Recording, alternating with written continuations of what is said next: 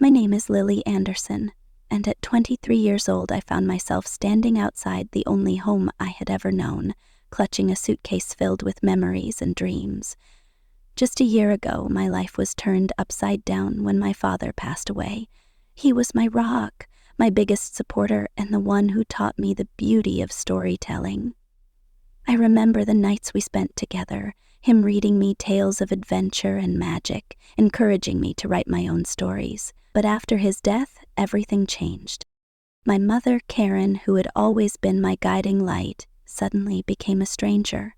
Just 6 months after my father's funeral, she married Tom, a man who seemed to erase every trace of my father from our lives. I felt like a ghost in my own home, watching as my mother transformed our once warm and loving space into a cold, modern shell that reflected Tom's tastes.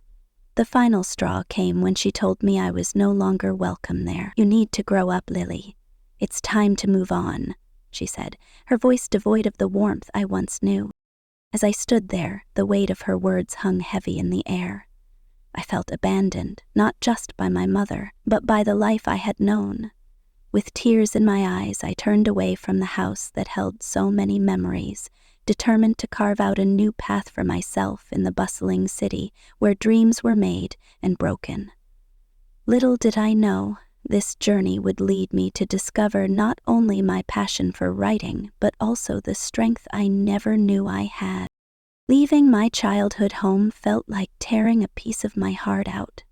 I had always imagined that I would leave for college or a new job, not because my mother had chosen a new life over me.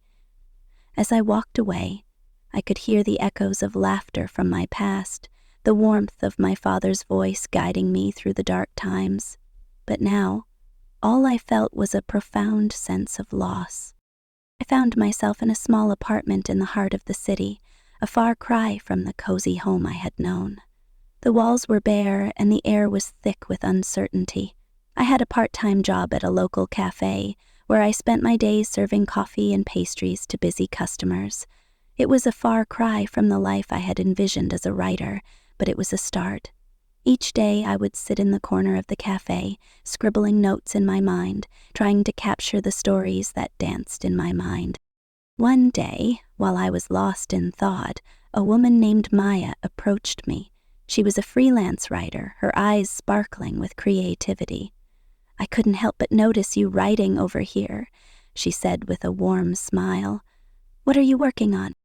I hesitated, unsure if I should share my dreams with a stranger, but something about her openness made me feel safe. I told her about my passion for writing and how I had always dreamed of becoming a published author. Maya listened intently, nodding along as I spoke. "You have to pursue that dream, Lily. Don't let anyone tell you otherwise," she encouraged. Her words ignited a spark within me. I realized that I had been so consumed by my feelings of abandonment that I had almost forgotten my passion. With Maya's encouragement, I decided to enter a short story competition that was being held in the city. It was a chance to showcase my work and, perhaps, to find my voice again.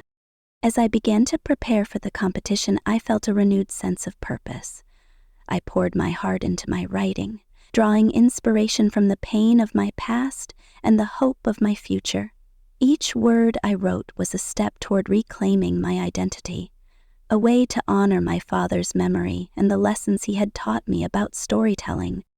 With the competition deadline approaching, I immersed myself in my writing.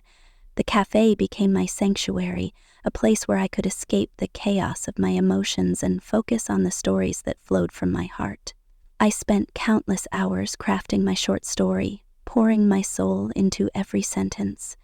It was a tale of loss, resilience, and the journey of finding oneself, elements that mirrored my own life. Maya became my confidant and mentor during this time. She would often join me at the cafe, offering feedback and encouragement.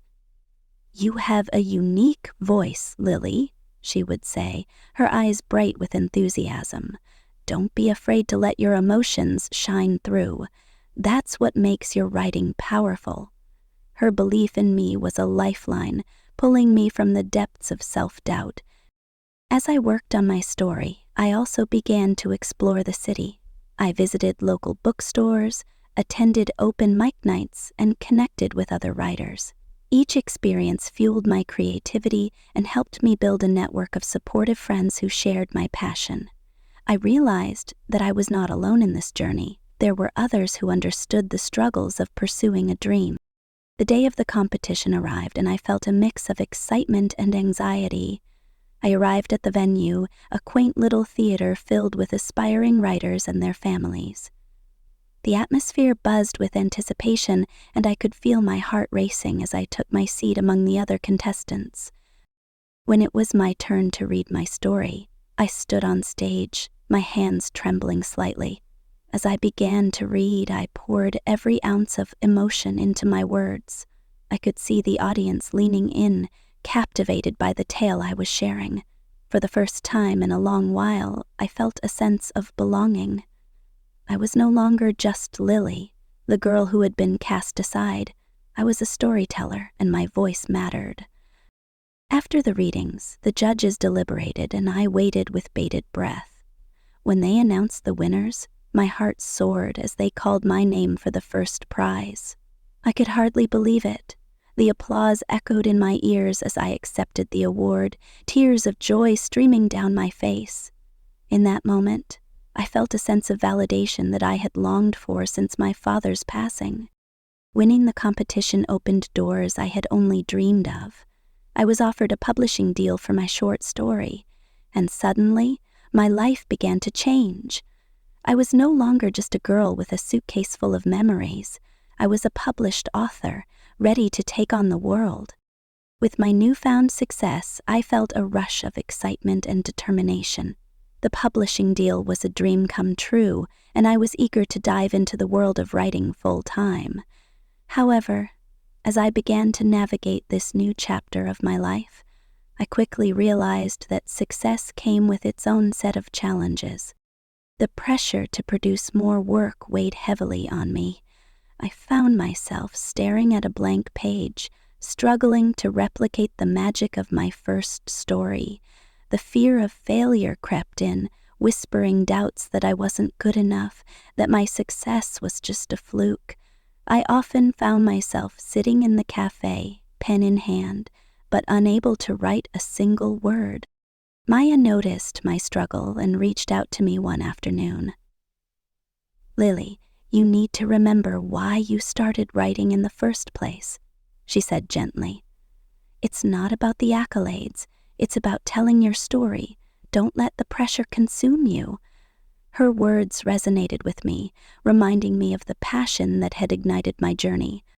Determined to overcome my writer's block, I decided to take a step back and reconnect with my roots. I revisited the places that had inspired my writing, the park where my father used to take me, the library where I spent countless hours lost in books, and the little bookstore where I first discovered my love for storytelling. Each visit brought back memories and reignited my creativity. As I began to write again, I poured my heart into a new project, a novel that explored themes of loss, love, and the complexities of family relationships. I drew from my own experiences, weaving in the pain of my past and the hope for the future. The words flowed more freely now, and I felt a renewed sense of purpose. However, as my writing career began to flourish, my relationship with my mother remained strained. Despite my success, I hadn't spoken to her since the day she had kicked me out. I often wondered if she felt any regret for her actions. But pride and hurt kept me from reaching out. Then, one evening, I received an unexpected message from her. "Lily, I'm attending the upcoming literary event where you'll be speaking. I'd like to see you," it read. My heart raced at the thought of facing her again. Part of me wanted to scream in anger, while another part longed for closure. As the event approached, I found myself torn. I had worked so hard to build my new life, but the thought of seeing my mother again brought back a flood of emotions. Would I be able to forgive her? Did I even want to? The night of the event arrived, and I stood backstage, preparing to speak to an audience that included my mother. I took a deep breath, reminding myself of how far I had come. I was no longer the scared girl who had been thrown out of her home. I was a woman who had found her voice and her strength. As I stepped onto the stage, the bright lights illuminated the room, and I could see the faces of the audience members, some familiar and some strangers. My heart raced as I scanned the crowd, and there, sitting near the front, was my mother, Karen. She looked different, older, perhaps a bit weary. I could see a hint of nervousness in her eyes, and for a moment I felt a pang of sympathy, but that quickly faded as I remembered the pain she had caused me.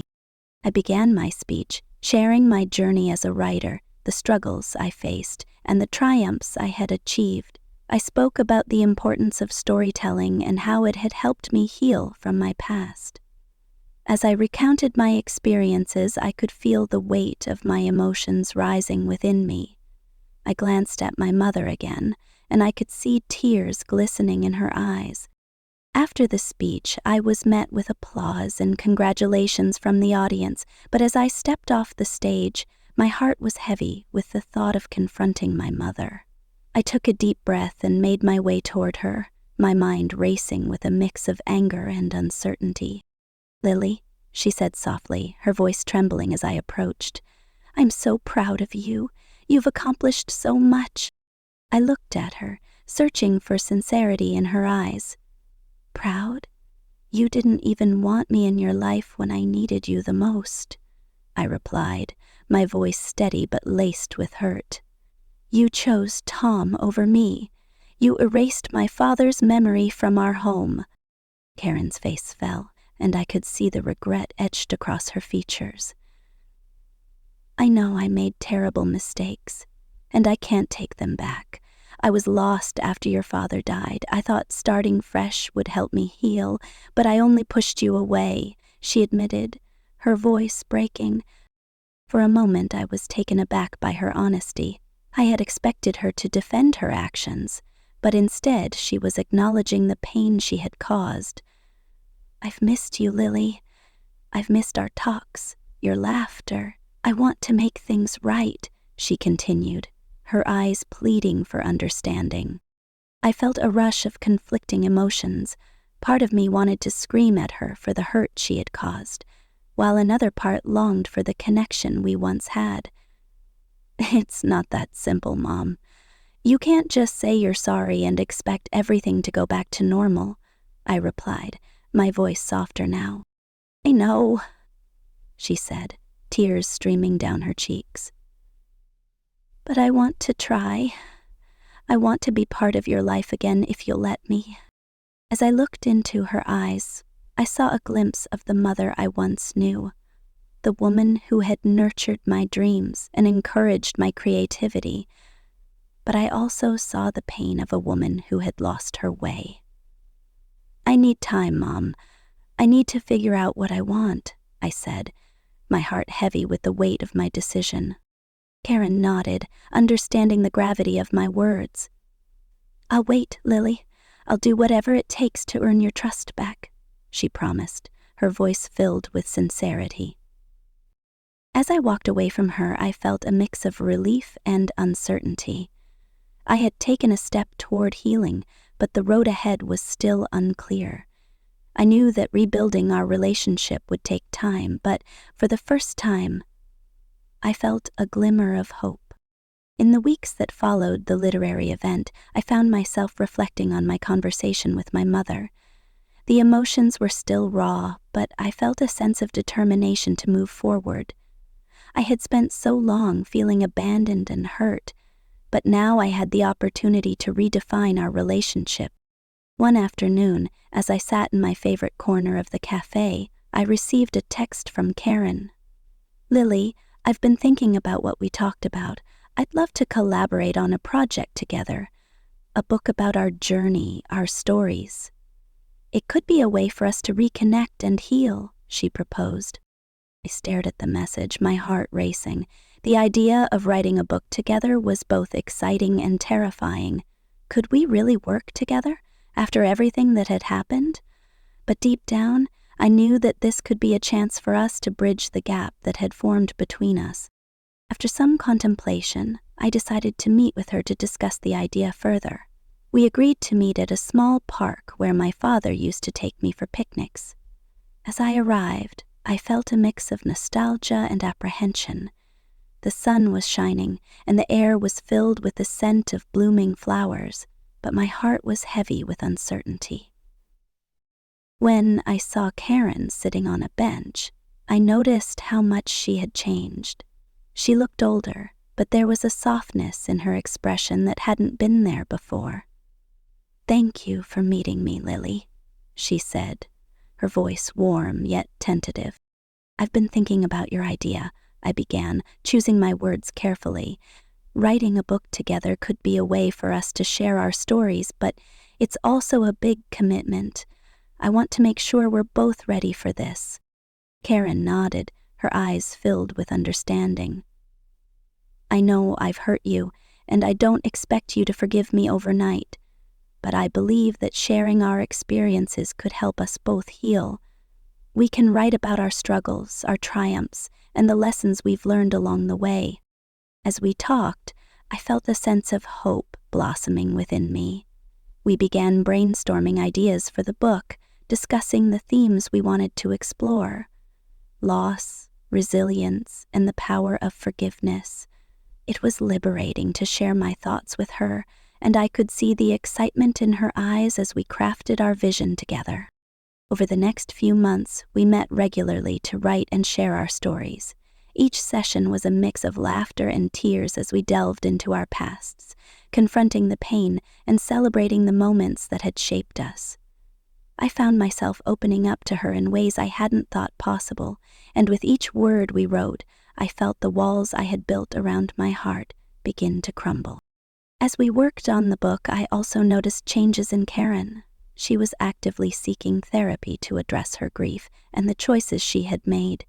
I could see her making an effort to understand my perspective, and it made me realize that she was genuinely committed to rebuilding our relationship. One evening, as we wrapped up a writing session, Karen looked at me with tears in her eyes. "I'm so proud of you, Lily. You've grown into such a strong and talented woman. I wish your father could see you now," she said, her voice filled with emotion. I felt a lump in my throat as I thought about my father. "He would have loved this," I replied, my voice barely above a whisper. "He always believed in the power of stories." In that moment, I understood that this journey was not just about writing a book. It was about healing the wounds of the past and honoring my father's legacy. Together, we were creating something beautiful, a testament to resilience, love, and the unbreakable bond between a mother and daughter. As the months passed, our collaboration on the book deepened, our connection. We spent countless hours writing, revising, and sharing our stories. Each chapter became a cathartic experience, allowing us to confront our past while also celebrating the progress we had made. I could feel the healing taking place, not just within me, but also between us. We decided to title the book Finding Our Way Back, a reflection of our journey toward reconciliation and understanding. The title resonated with both of us, symbolizing the path we were forging together. With each draft, I felt a sense of pride in what we were creating, a narrative that could inspire others who had faced similar struggles. As we approached the final stages of editing, we began discussing the logistics of publication. We reached out to literary agents and publishers, sharing our story and the themes we wanted to convey. The process was daunting, filled with rejections and moments of self-doubt, but we persevered together. One afternoon, as we sat in the cafe, I received an email that would change everything. "Dear Lily and Karen, we are thrilled to inform you that we would like to offer you a publishing deal for Finding Our Way Back," it read. I could hardly believe my eyes. I looked up at Karen, who was staring at me in disbelief, her hands trembling with excitement. "We did it!" I exclaimed, tears of joy streaming down my face. We embraced, overwhelmed by the realization that our hard work had paid off. This was not just a victory for us as authors. It was a testament to our journey of healing and forgiveness. As we prepared for the book launch, we decided to host an event at the same cafe where we had spent so many hours writing. It felt fitting to celebrate our accomplishment in a place that had become a sanctuary for us. We invited friends, family, and members of the writing community to join us in sharing our story. On the day of the launch, the cafe was filled with warmth and laughter. As I stood at the front, looking out at the crowd, I felt a wave of gratitude wash over me. I had come so far from the girl who had felt lost and abandoned. Now, I was standing alongside my mother, ready to share our journey with the world. As we spoke about the book, I could see the pride in Karen's eyes. This book is not just about our struggles, it's about hope and the power of love, she said, her voice steady. We want to show others that it's never too late to heal and reconnect. After the readings, we signed copies of the book, and I was overwhelmed by the support we received. People approached us, sharing their own stories of loss and resilience. It was a powerful reminder of the impact our words could have on others. In the weeks that followed, Finding Our Way Back received positive reviews, and it began to gain traction in the literary community. We were invited to speak at various events, sharing our story and the lessons we had learned along the way. Each opportunity felt like a step toward healing, not just for us, but for those who resonated with our journey. As I reflected on the path that had brought me here, I realized that the journey was far from over. While the book had become a symbol of our healing, it was also a reminder that relationships require ongoing effort and understanding. I was committed to nurturing my relationship with Karen, knowing that we still had work to do. As the months rolled on after the successful launch of Finding Our Way Back, I found myself in a new phase of life.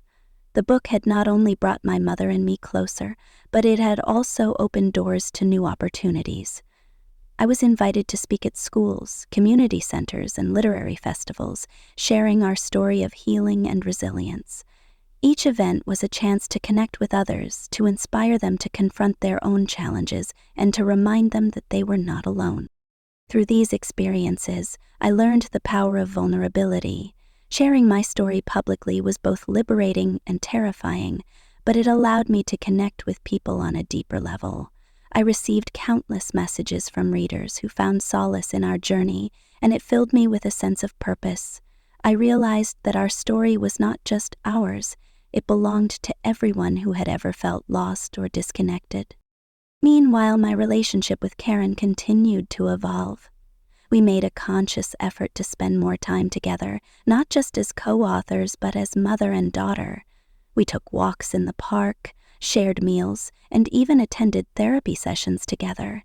Each moment was a step toward rebuilding the trust that had been shattered in the past. One evening, as we sat on the porch of my home, sipping tea and watching the sunset, I turned to her. "Mom, I never thought we would get to this point. I'm grateful for everything we've been through, even the painful parts. They've shaped who we are today," I said, my heart full. Karen smiled, her eyes glistening with emotion. "I feel the same way, Lily. I've learned so much about myself through this process. I'm sorry for the pain I caused you, and I'm committed to being a better mother moving forward," she replied, her sincerity evident. As we continued to talk, I felt a sense of peace wash over me. The journey of healing was ongoing, but I was no longer afraid of the challenges that lay ahead. I had learned to embrace the complexities of our relationship, understanding that love and forgiveness were not linear paths, but rather a series of steps that required patience and understanding. With the success of our book, we began to brainstorm ideas for future projects. We discussed the possibility of writing a follow-up, exploring the themes of forgiveness and the importance of family bonds. The idea excited us both, and we knew that there was still so much more to share. As we embarked on this new writing journey, I felt a renewed sense of purpose. I was no longer just a writer. I was a storyteller with a mission to inspire others. I wanted to use my voice to advocate for mental health awareness and the importance of open communication within families. In the months that followed, I began to organize workshops and speaking engagements focused on these themes. I wanted to create a safe space for others to share their stories, just as my mother and I had done. The response was overwhelming, and I felt a sense of fulfillment that I had never experienced before. Looking back on my journey, I realized that every challenge had led me to this moment. The pain, the heartache, and the struggles had all been part of a greater narrative, a narrative of resilience, love, and the power of connection. I was grateful for the lessons learned and the relationships rebuilt.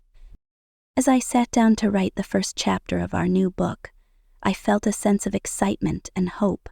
This was not just a continuation of our story, it was a celebration of the journey we had taken together. I knew that whatever lay ahead, I was ready to face it with an open heart and a renewed spirit.